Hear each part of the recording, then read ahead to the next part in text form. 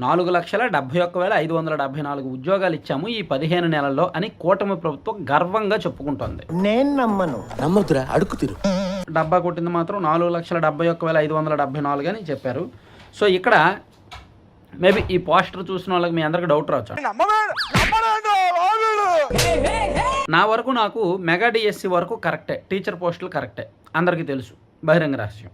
అలాగే పోలీసు శాఖలో 6,100 పోస్టులు కరెక్టే, కానీ జగన్మోహన్ రెడ్డి గారు ఉన్నప్పుడే నోటిఫికేషన్ ఇచ్చారు కదా, 2022 నవంబర్ నెలలో ఆ నోటిఫికేషన్ ఇచ్చారు. ఏం మాట్లాడుతున్నారా నువ్వు, నీకేమైనా బుర్రున్నదారా? ఇక వివిధ ప్రభుత్వ విభాగాల్లో పోస్టులు కూడా 9,993 అన్నారు. వీటిలో కూడా సగం జగన్మోహన్ రెడ్డి గారు ఉన్నప్పుడు ఇచ్చిన నోటిఫికేషన్లకు సంబంధించినయే. ఏమైందిరా? ప్రైవేట్ రంగంలో 3,48,891 ఉద్యోగాలు మాత్రం డొల్ల, అబద్ధం, డాబు, సొల్లు అని నేను చెప్పగలను. ఎవడూ నమ్మడం లేదు, మాకు కూడా నమ్మకం లేదు, మా కార్యకర్తలు కూడా నమ్మకం లేదు.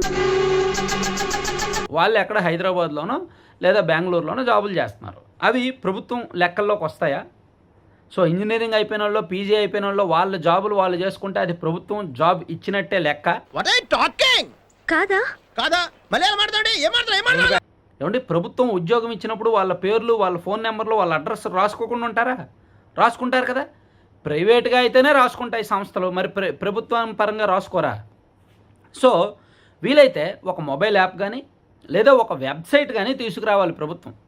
ఇదిగో మేము ఈ నెలలో ఇంతమందికి ఉద్యోగాలు ఇచ్చాం, ఈ నెలలో ఇదిగో 12,000 మందికి ఉద్యోగాలు ఇచ్చాం, ఆ 12,000 మంది పేర్లు ఇవి, వాళ్ళు ఈ ప్రాంతానికి చెందినవారు, వాళ్ళకి ఈ సంస్థలో ఉద్యోగం ఇచ్చాం, వాళ్ళ శాలరీ ఇది, వాళ్ళ ఫోన్ నెంబర్ ఇది అని చూపించాలి. నమ్మాలిగా, జనం నమ్మాలిగా. జనం నమ్మట్లేదు. ఎందుకంటే ఒకసారి మీకు వీలైతే మీ ఊర్లో ఎంతమంది, నా కళ్ళు ఎదురుగా అయితే నిరుద్యోగులకి ఎవరికి ఉద్యోగాలు రాలేదండి పెద్దగా.